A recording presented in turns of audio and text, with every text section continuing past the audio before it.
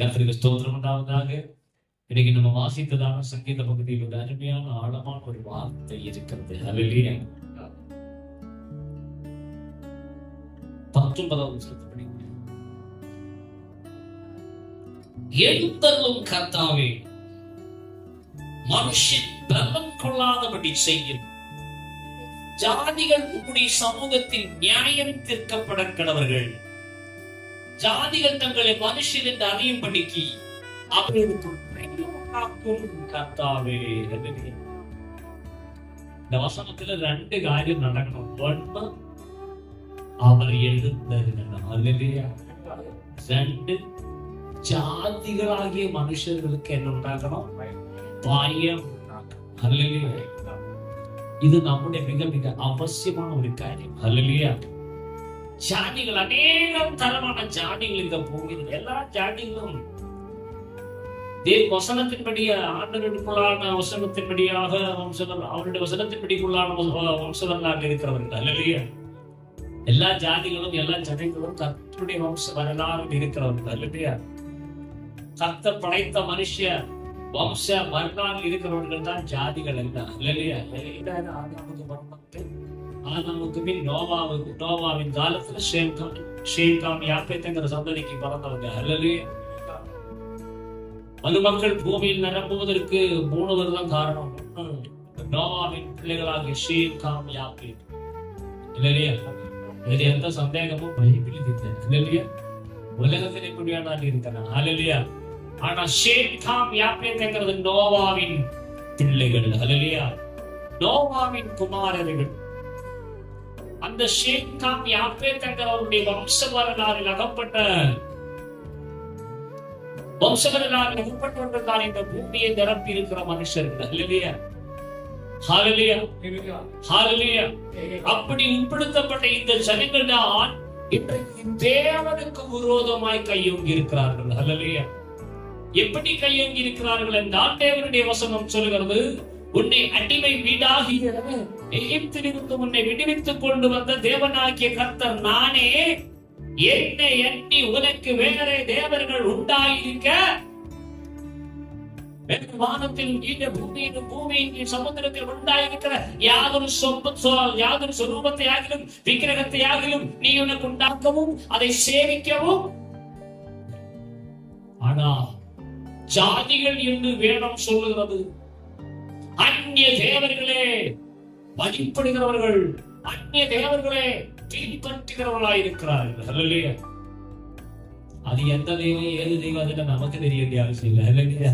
நமக்கு ஒரே ஒரு தெய்வத்தை அறிஞ்சா போதும். அல்லேலூயா. சகலத்தையும் சிருஷ்டித்து உண்டாக்கின தெய்வம்,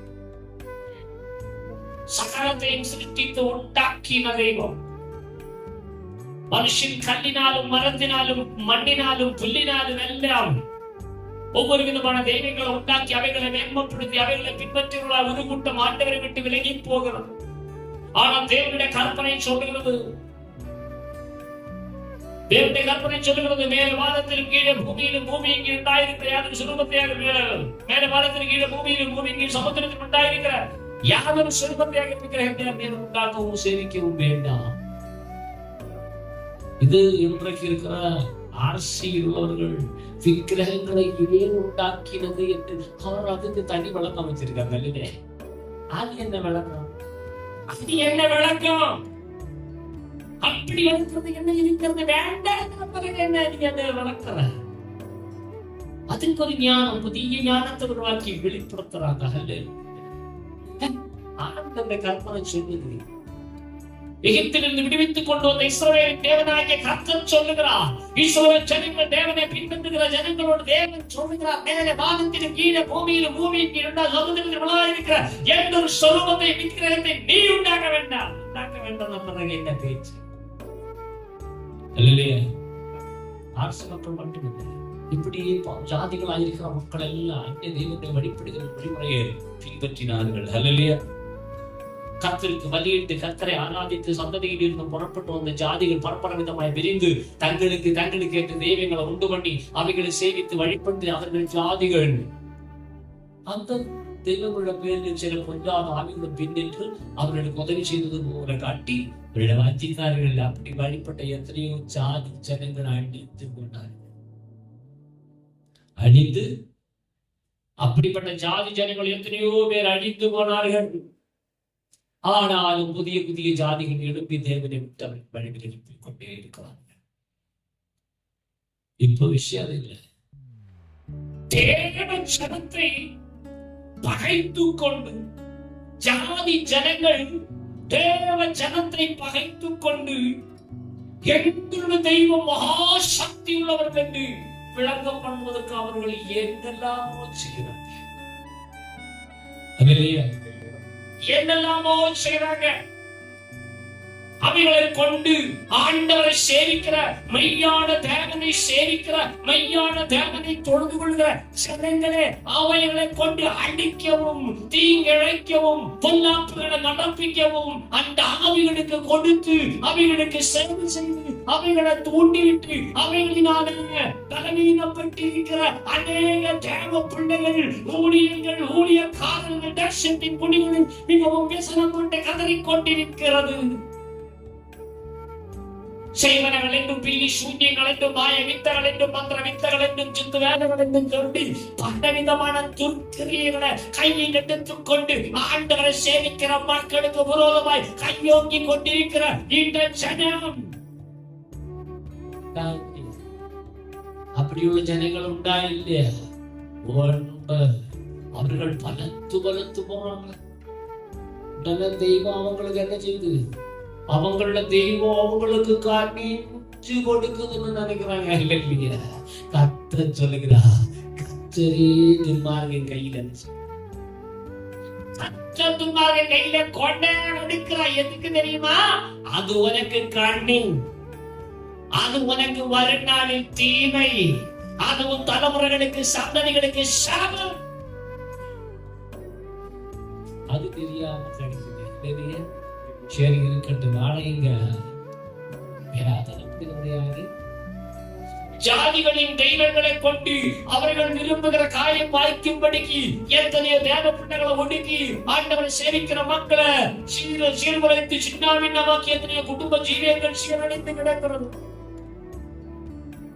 ஆவிக்குரிய பிள்ளைகளாயிருந்து ஆண்டவரை கேட்ட கிரியைகளை நடப்பிக்க வேண்டும் என்றிருந்தும் அதை செய்ய விடாமல் அவர்களை தடுக்கிற பொல்லாத போராட்டங்கள் அவர்களுக்காக அவிழ்த்து விட்டு அவர்களை குடும்பங்களுக்குள்ளாக்கி தீமைகளுக்குள்ளாக்கி பொல்லாப்புகளுக்குள்ளாக்கி அடிமைப்படுத்தி கொண்டிருக்கிற சில ஜாதிகளுடைய கிரியைகள் தேசத்தின் குடிகளில் உண்டு.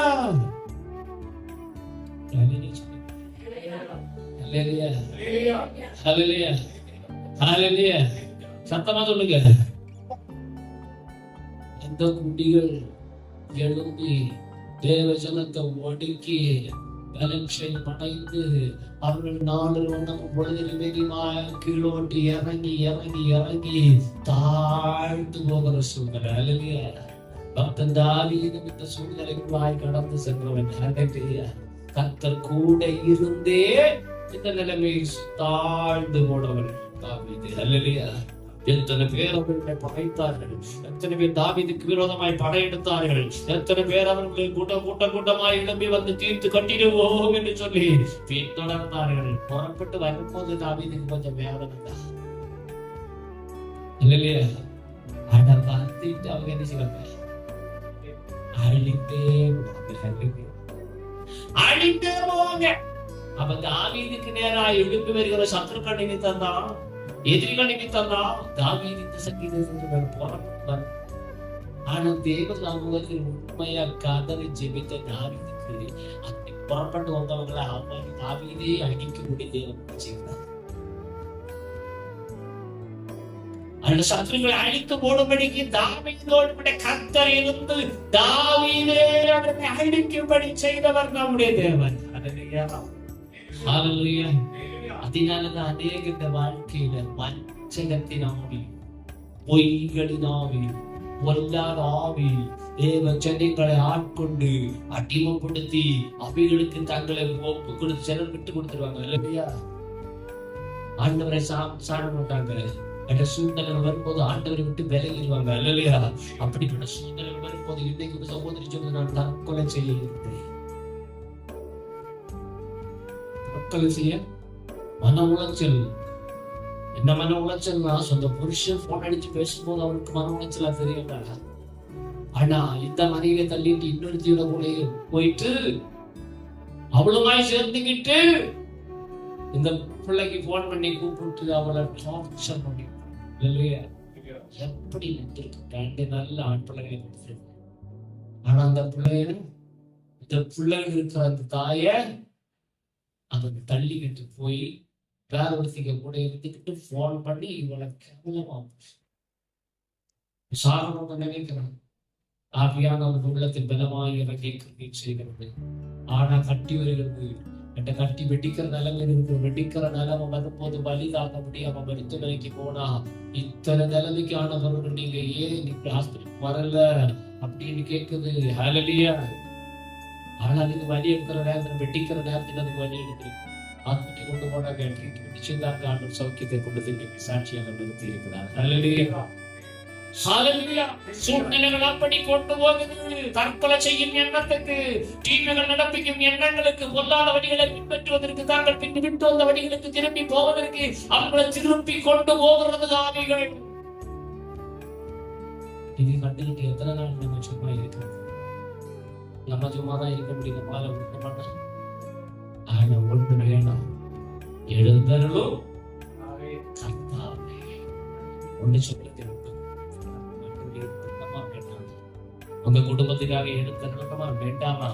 ஜாதி ஜனங்களுடைய கிரியையினால் உங்க குடும்பங்களில் ஒடுக்கங்கள் இருக்கா? நெருக்கங்கள் இருக்கா? தீமைகள் இருக்கா? அனர்த்தங்கள் இருக்கா? இழப்புகள் இருக்கா? நஷ்டங்கள் இருக்கா? கஷ்டங்கள் இருக்கா? அலைச்சல்கள் இருக்கா? வியாதிகள் இருக்கா? நோய்கள் இருக்கா? இதையெல்லாம் கர்த்தர் நீக்கணும்னா ஜாதிகளுக்கு பதிலளிக்கும்படி தேவாதி தேவன் எடுத்தருள வேண்டும் என்று சொல்லுகிறவர்கள் கரைகளை கொட்டி ஒருவனை கத்தோடு நாம் என்று மகிமைப்படுத்தி சொல்லுவாங்க.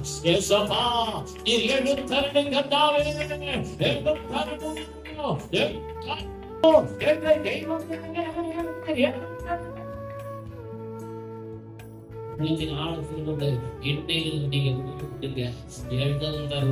ஒரு சிலர் பரிசுத்த ஆவியின் அபிஷேகம் பெற முடியாதபடி கட்டி வைத்திருக்கிற சில கட்டுகள் உண்டு. கை விஷ கட்டுகள் உண்டு, அசுத்த கட்டுகள் உண்டு. இந்த கட்டுகள் மாம்சத்தில் இருக்கும் வரைக்கும் நம்மை எவ்வளவாய் ஒடுங்கி நொறுங்கி கதறி செவித்து கூப்பிட்டு அபிஷேகத்தை வாங்க கொடுமோ அப்படித்தான் வாங்க முடியும். அல்லாமல் இந்த அபிஷேகம் நமக்கு வராது. அந்த ஒடுங்கின இதயத்தோட, நொறுங்கின இதயத்தோட, கண்ணீரோட காதறி புலம்பி ஆண்டவரை விட அபிஷேகத்தை எனக்கு தாருன்னு கேட்டு அபிஷேகம் தரும் போதுடா கர்த்தருடைய ஆவி எங்கே உண்டோ அங்கே விடுதலை உண்டு. கர்த்தருடைய ஆவி எங்கே உண்டோ அங்கே அபிஷேகம் உண்டு.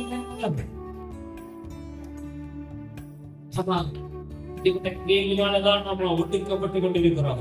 நம்முடைய இதயம் தொடங்கப்படணும். கர்த்தரை நோக்கி கதறணும். இல்ல, எனக்கு இந்த நிலைமையில் நான் இருந்தா போடாது. பரிசுத்த ஆவியினால் நிறைந்து உம்மை மகிமைப்படுத்துகிற பாத்திரமாய் நான் மாற வேண்டும். அது கிடைக்கிறதுக்கு தடை இப்படிப்பட்ட அருகரிப்பான கிரிகளினால் தேவதையெல்லாம் மாற்றணும்னா அவர் எழுந்தருளணும். சில குடும்பங்கள் செய்வனைகள், வெள்ளி சூன்யங்கள், மாய வித்தங்கள், மந்திர வித்தங்கள், சித்து வேலைகள், யாவல் கிரியைகள் போன்றவைகளினால குடும்பங்களை சூழ்ந்து கட்டி நிற்கிற போராட்டங்கள் உண்டு. அங்க துறைத்தனங்கள் எழுப்புகிறது, அதிகாரங்கள் கடந்து வருகிறது, வானமண்டலத்தை பொல்லாத ஆவிகள் கடந்து வருகிறது. அங்க பெரிய சீரழிவு, நஷ்டம், வேதனை. ஜப வீட்டுக்கு ஒரு ஊரு, ஆலைய வீட்டுக்கு போனா இன்னொரு ஊரு, வாழ்க்கையில் அங்கமிங்கும் போனா வேற வேற ஊரு. இப்படி உள்ள அனுபவங்களை கொண்டுதான் கடிக்கிற செய்வனைகளுடைய சூன்யங்களுடைய, மாய வித்தகளுடைய, மந்திர வித்தகளுடைய, சித்து வேலைகளுடைய அசுத்த கிரிகள் அழிக்கப்படுவதற்கு ஆண்டவர் எழுந்தருளியே ஆக வேண்டும். ஒரு சிலருடைய குடும்பங்களில் எரிச்சல்களின், பொறாமைகளின், பெருமூச்சங்களின், நற்கண்ணிகளின், கம்போரைகளின், நற்திருஷ்டிகளின், சாப வார்த்தைகளின், காயமகாரங்களின், பகைமைகளின், விரோதங்களின் ஆவிகள் இந்த கிரியை செய்கிறதா அவ்விதமான ஆவிகளின் கட்டுகள் அறுத்து மாறுவதற்கு பரிசுத்த ஆவியானவர் எடுத்தர வேண்டும். நம்முடைய தேவன் எடுத்தர வேண்டும். இந்த கட்டுகள் எல்லாம் மறந்து மாற வேண்டும். இந்த தேவன் எல்லாம் மகிழ்ந்து போக வேண்டும். பரிசுத்தாவியானவர் எடுத்து கொடுத்த ஜீவியங்கள் பிரவேசித்து யேசுவின் போல ஞானமே வீட்டாருமோ என்றார். சொல்லுகிற அந்த மகிமையான அனுபவம் நம்முடைய குடும்பங்களில் உண்டாக வேண்டும், தேசத்தில் உண்டாக வேண்டும், கர்த்தரை சார்கிற மக்களுக்கு உண்டாக வேண்டும், தேவனுக்கு பிள்ளைகளுக்கு உண்டாக வேண்டும், கர்த்தரை நம்பி இருக்கிற ஊழியர்களுக்கு ஊழியக்காரர்களுக்கு தேவ பிள்ளைகளுக்கு உண்டாக வேண்டும். ஆதலால் தேவன் எழுந்தருளே, அவர் எழுந்தருளியே ஆக வேண்டும். தேவ பிள்ளையே, நம்முடைய சமூகத்தில் நியாயத்திற்கப்படக்கடவர்கள் ஜாதிகள் தங்களை மனுஷர் என்று அறியும்படிக்கு இனி இப்படிப்பட்ட கிரியைகளை செய்து தேவ பிள்ளைகளை ஓட்டுக்கிற ஒரு ஜாதி ஜனமை இனி எழும்பக்கூடாதுன்னா அவர்கள் எழும்பாதபடிக்கு அவர்களுக்கு பயம் உண்டாக்கணும். சமூவேலின் நாட்களில் ஹல்லேலூயா இஸ்ரவேல் ஜனங்கள் யுத்தத்துக்கு புறப்பட்டு போய் நிற்கும் போது தங்கள் கோணலான வழிகள் நிமித்தம் தேவன் அவர்களை எதிரிகளை எழுப்பி எதிர்க்கின்ற கைகளில் ஒப்புக் கொடுக்க நின்று கொண்டிருக்கும் போது சமூவேல் எழுப்பி சர்வாங்க தகனபலியை செலுத்தி சமாதானம் செலுத்திக் கொண்டு ஆண்டவரை நோக்கி கூப்பிட்ட போது பெலிஸ்தர்கள் எதிராக இடம்பெயர்ந்து வந்த பெலிஸ்தர்களுக்கு விரோதமாக ஒரு ஈட்டி முழக்கத்தை உண்டாக்க மிகுந்த நடுக்கமும் கலக்கமும் பயமும் உண்டாகி திரும்ப பெலிஸ்தர்கள் திரும்ப எழுந்திருக்க கூடாதபடிக்கு கர்த்தர் விலக்கி இஸ்ரவேல் ஜனத்தை காத்தார் என்பதை நாம் வேதத்தில் பார்க்கிறோம். தேவ பிள்ளையே, இந்த நாட்களில் அப்படிப்பட்ட மகா பயங்கரத்தோடும் வல்லமையோட கர்த்தர் எழுந்தருளி ஜாதிகள் தங்களை மனுஷர்கள் என்று அறிந்து கொள்ளத்தக்கனால் அவர்களுக்கு பயம் உண்டாக்கும் தேவ வல்லமை இந்த மகர் காலமிகோ பேசப்படுகிற இந்த செய்தி நேரத்தில் ஒடுக்கப்பட்டு கொண்டிருக்கிற நம்முடைய பிள்ளைகளுக்கு விரோதமாக கர்த்தருடைய கரம் அமர்ந்து கர்த்தருடைய கரம் வெளிப்பட ஜாதிகள் தங்களை மனுஷர்கள் அறிந்து கொள்ளபடியான வல்லமையை கர்த்தர் விளங்கப்பட முடியாது. நம்முடைய